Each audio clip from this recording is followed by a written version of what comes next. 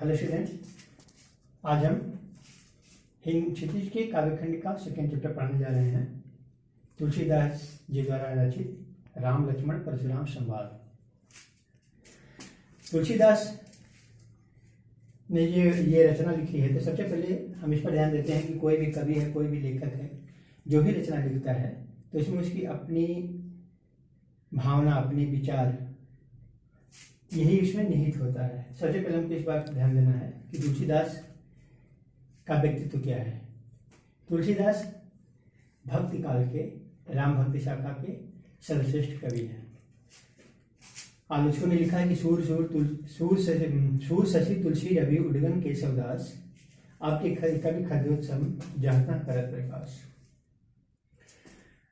तो तुलसीदास ने राम भक्ति शाखा में जितनी अधिक सर्वोत्कृष्ट रचनाएं लिखी हैं उतना कोई नहीं लिखा है।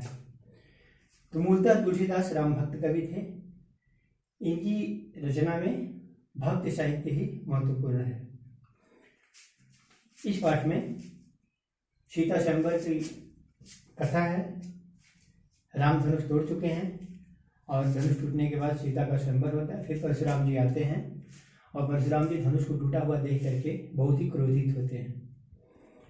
जब क्रोधित होते हैं तो सारे लोग डरने लगते हैं, सारे राजा डरने लगते हैं। जनक, उनके सभी लोग भयभीत हो जाते हैं। सब लोग प्रणाम करते हैं, उनको शांत करने का प्रयास करते हैं और परशुराम जी क्रोधित होकर के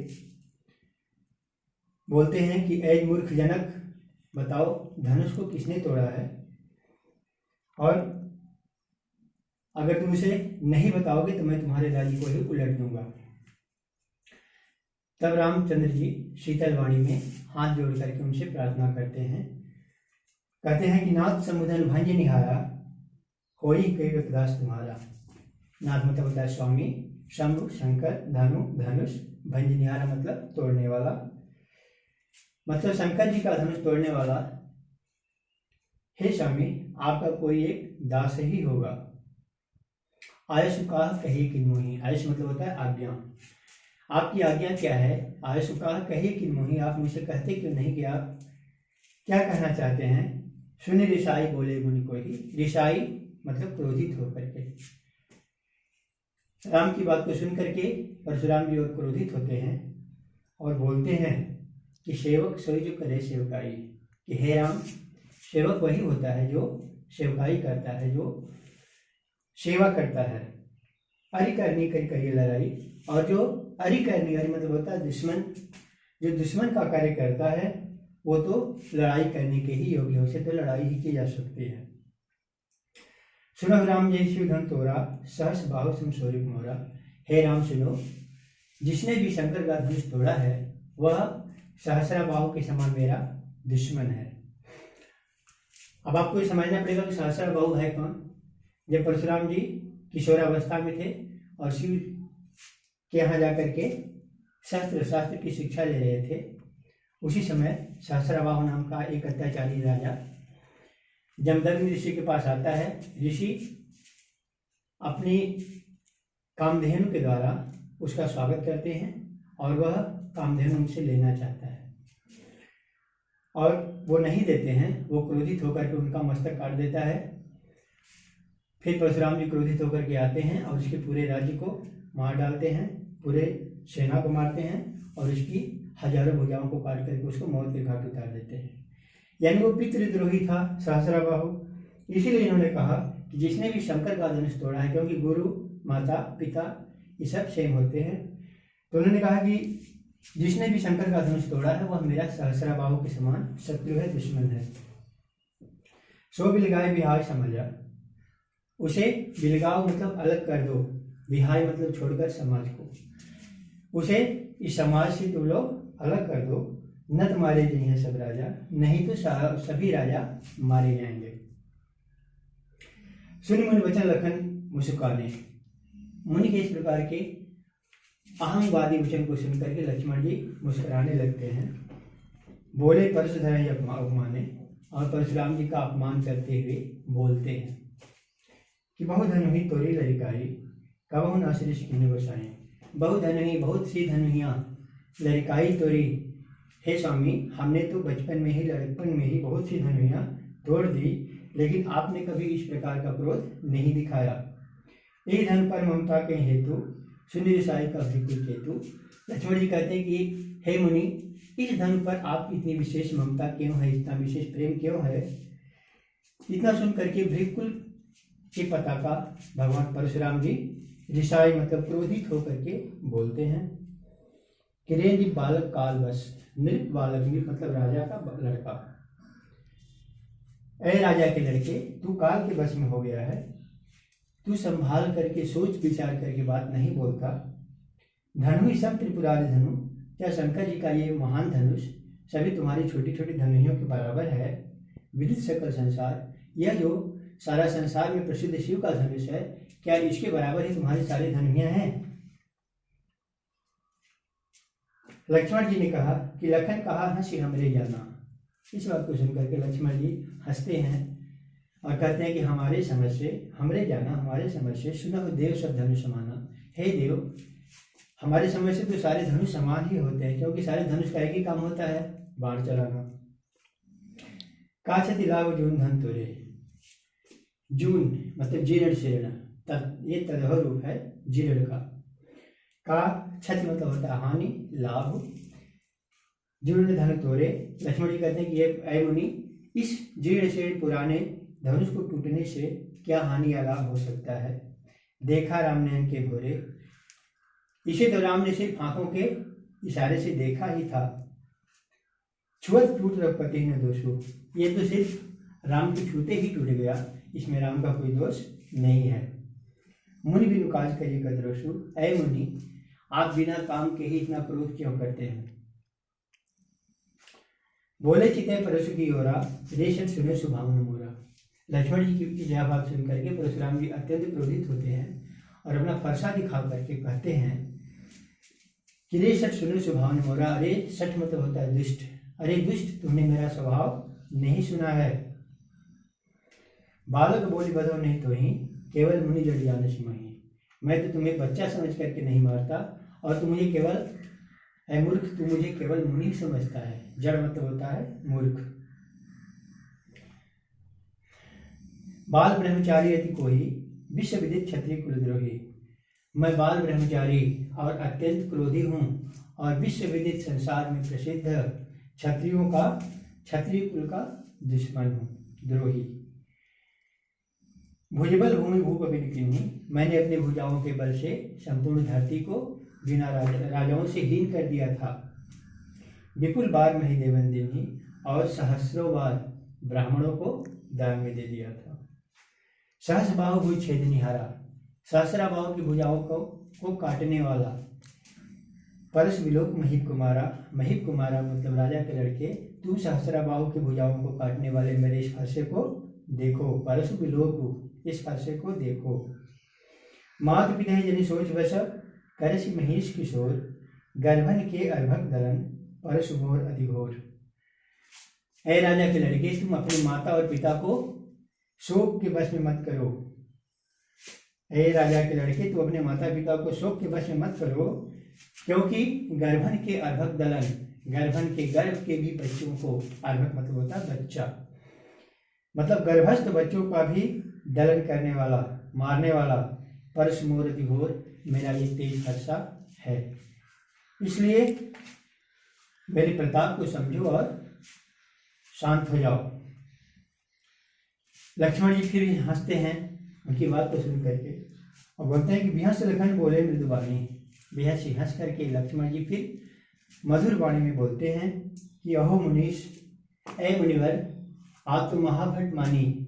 भट मतलब योद्धा, मानी मतलब अभिमानी। आप तो महान अभिमानी घमंडी योद्धा हैं। पुन पुन मोहि दिखाओ कुठारो। आप बार बार मुझे अपना फरसा दिखाते हैं। चढ़त उड़ावन फूंकी पहाड़ो।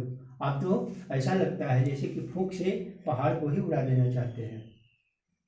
यहाँ कुम्हड़ भतिया को नहीं, यहाँ पर कोई कुम्हड़े की भतिया नहीं है। काशी फल, कुम्हड़ा मतलब काशी फल की भतिया नहीं है, जो तर्जनी उंगली देख करके और मर जाता है। देख कुठार सरासन बाना, मैं कछुकाहा सहित अभिमाना। आपके हाथ में कुठार मतलब धनुष, फरसा, सरासन मतलब धनुष और बाण। आपके हाथ में बाण, फरसा और धनुष देख करके मैं कछुकाहा सहित अभिमाना, मैंने अभिमान पूर्वक आपसे कुछ कह दिया।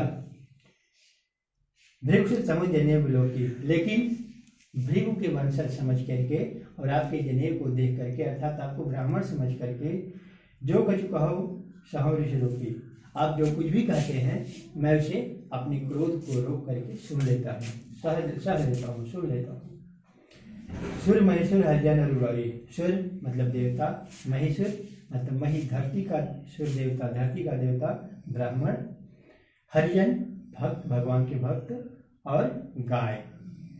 हमारे कुल इन पर न सुराई, हमारे कुल में हमारे वंश में इनके ऊपर अपनी प्रभुता नहीं दिखाई जाती, इनके ऊपर अपने बल का प्रयोग नहीं किया जाता। बधे पाप अब कीरति हारे, बधे पाप क्योंकि इनको मारने से पाप मिलता है, और अब कीरति हारे, और अगर कोई इनसे हार जाता है तो अपकीर्ति अपयश मिलता है, कलंक मिलता है। मारत हूँ पापरी तुम्हारे, इसलिए अगर आप मुझे मारते भी हैं तो मैं आपके पैरों पर गिरता हूँ। कोटि कुलिसम वचन तुम्हारा, हे मुनिवर आपका जो वचन है, आपकी जो वाणी है वो स्वयं ही करोड़ों वज्रों के समान है।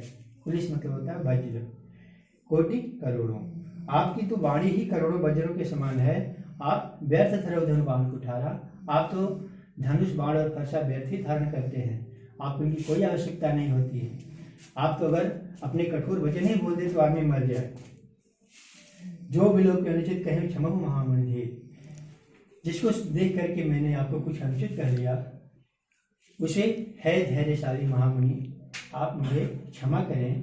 सुन सरोज भृगुवंश मुनि बोले गिरा गंभीर। लक्ष्मण की यह बात को सुन करके भृगुवंश मुनि भगवान परशुराम जी क्रोधित होकर के गंभीर वाणी में बोलते हैं।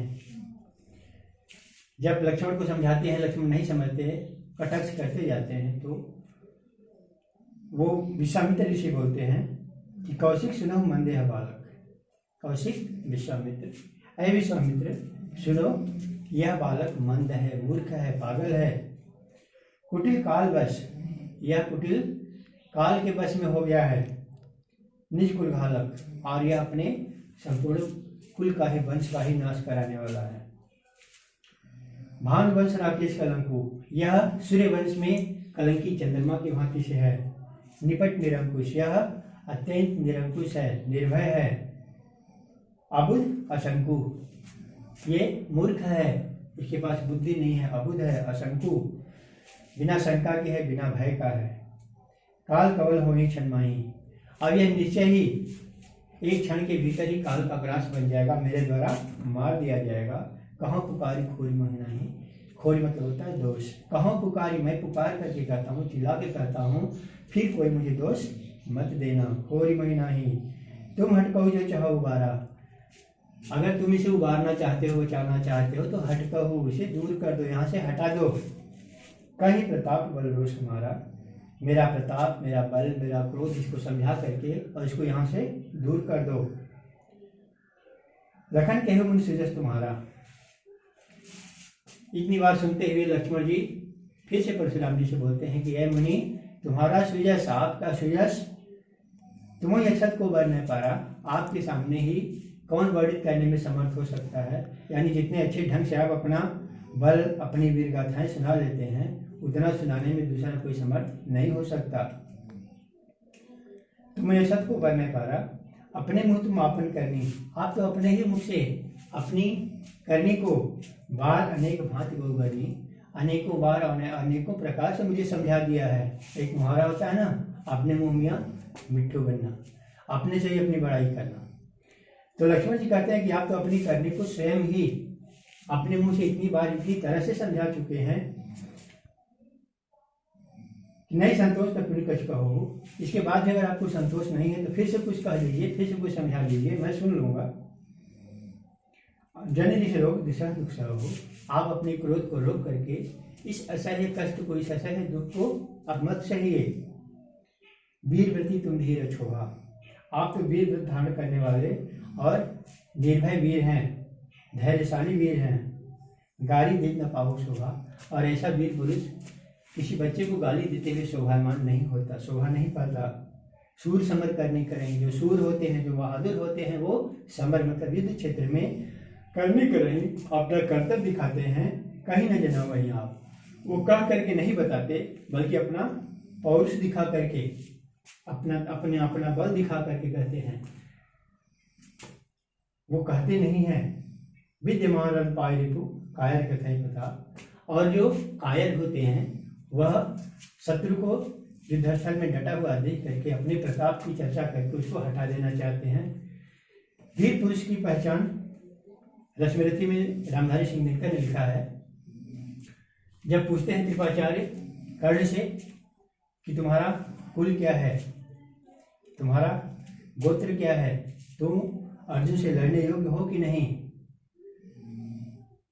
तो वो बताता है, वो कहता है कि मेरी भुजाएं, मेरा बल, मेरा दीपित ललाट, यही मेरी पहचान है।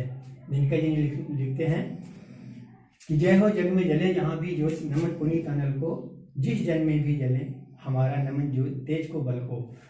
तो जो वीर योद्धा होता है वो अपने तेज से, अपने बल से अपने को प्रमाणित करता है, न कि कह के प्रमाणित करता है। लक्ष्मण जी कहते हैं कि हे ऋषिवर, आप सिर्फ कहिए मत, अपने कर्तव्य को दिखाइए, अपने पौरुष को दिखाइए और अपनी वीरता को प्रमाणित कीजिए। इसको कहने की कोई आवश्यकता नहीं है। नेक्स्ट बेटा हम आगे वाले, तुम तो काल हाँक जनु लावा, बार बार महिलाज बोलावा। लक्ष्मण जी कहते हैं कि परशुराम जी से कि ये परशुराम जी, आप तो ऐसा लगता है जैसे काल को यहाँ के ला दिए हैं और बार बार मेरे लिए उसे बुला रहे हैं। सुनत लखन के वचन कठोरा, परस सुधार धैर्य कर घोरा। लक्ष्मण के इस तरह से कठोर वाणी को सुन करके परशुराम जी अपने फरसे को संभाल लेते हैं, उठा लेते हैं और अपने हाथ में ले लेते हैं। धैर्य कर घोरा, घोरा मतलब घोर, तेज। धैर्य मतलब धारण करना, कर मतलब हाथ में, उस तेज फरसे को अपने हाथ में धारण कर लेते हैं। अब यदि दोष दे मोह लोगु, अब मुझे कोई दोष नहीं देगा। कटुवादी बालक बदियोगु, क्योंकि यह कटुवादी बालक, कठोर वचन बोलने वाला जो बच्चा है, यह वध के निश्चय ही वध के योग्य है। बाल विलोक की बहुत मैं बाचा, मैंने इसे बच्चा समझ करके बहुत ही बचाया, बहुत ही छोड़ा। अब यह मरणहार भाव साचा, लेकिन यह सचमुच अब ये मरने के योग्य बन गया है। कौशिक कहा क्षमी अपराधो, कौशिक विश्वामित्र जी ने कहते हैं कि आप इसके अपराध को क्षमा करिए, क्योंकि बाल दोष गुण गणहीन साधु, साधु पुरुष, सज्जन पुरुष, अच्छे व्यक्ति, भले व्यक्ति बच्चों के गुण और दोष को नहीं गिनते, नहीं देखते। खर कुठार मैं अकरुण को ही, परशुराम जी कहते हैं कि मेरा कुठार, ये फरसा जो है बहुत ही खर है, बहुत ही तीक्ष्ण है, तेज है, और मैं अकरुण, बिना करुणा के निर्दयी, क्रोधी आदमी, क्रोधी योद्धा हूँ। आगे अपराधी गुरुद्रोही, मेरे आगे गुरु का द्रोह करने वाला मेरा दुश्मन खड़ा है, ये अपराधी खड़ा है, और उत्तर दे छाणो बिन मारे, और मेरे बार बार मेरे प्रश्नों का उत्तर देता है, फिर भी मैंने इसको बिना मारे छोड़ दिया। केवल कौशिक शील तुम्हारे, अरे कौशिक है विश्वामित्र, केवल तुम्हारे शील के कारण ही मैंने इसे अब तक बचा दिया, छोड़ दिया। न तो काट कुठार कठोरे, नहीं तो मैं इसे अपने कठोर फरसे से काट करके, और गुरु उऋण होते हो श्रम थोड़े, थोड़े ही श्रम से, थोड़े ही परिश्रम से अपने गुरु से उऋण हो जाता। गाद सुन कह हृदय हंसी, मुनि हरिहर सूझ। परशुराम जी इस प्रकार से विश्वामित्र से कहते हैं, तो गादिशु मतलब गादी तनय, विश्वामित्र हृदय हंसी, अपने हृदय में विचार करते हैं, हंसते हैं और कहते हैं कि इस मुनि को तो लगता है कि हरा हरा ही सूझता है। कहावत है ना कि सावन के आंधरों को सूझत हरो हरो, उसको हमेशा हरा हरा ही दिखाई देता है। तो उनको ऐसा लगता है कि संसार में जितने भी वीर हैं उनके सामने पराजित होने वाले ही हैं। तो कहते हैं कि उसको सामान्य योद्धा की तरह ही समझ रहे हैं। अयमय खांड नवुख मया, यह जो खांड है वो अयमय है, लोहे की बनी हुई है, न कि ऊख की बनी हुई है। खांड, इसमें श्लेष अलंकार है, खांड का मतलब होता है खड्ग तलवार, और एक खाड़ का मतलब होता है गुड़ से बना, गन्ने से बना हुआ गीला वाला गुड़। तो वो कहते हैं कि यह जो गुड़ है यह गन्ने वाला नहीं है, बल्कि अयमय है, लोहे का खाड़ है, यानी खड्ग है, तलवार है यह। अजम न बूझ है बूझ, इसे खाने में मुंह ही कट जाएगा। अजहूँ आज भी, अब भी, न बूझ अबूझ, यह अबूझ नहीं बूझ पाता है, यह मूर्ख समझ नहीं पाता, इतने के बाद भी नहीं समझता कि कोई सांसारिक योद्धा इस तरह की बात नहीं कर सकता। धन्यवाद बेटा, इसके आगे का हम फिर अगले वीडियो में पढ़ाएंगे। इसको अच्छे से पढ़ लेना, जो नहीं समझ में आता उसे फिर से पूछ लेना, और इसको अपनी कॉपी में इसका क्वेश्चन आंसर नोट कर लेना। धन्यवाद।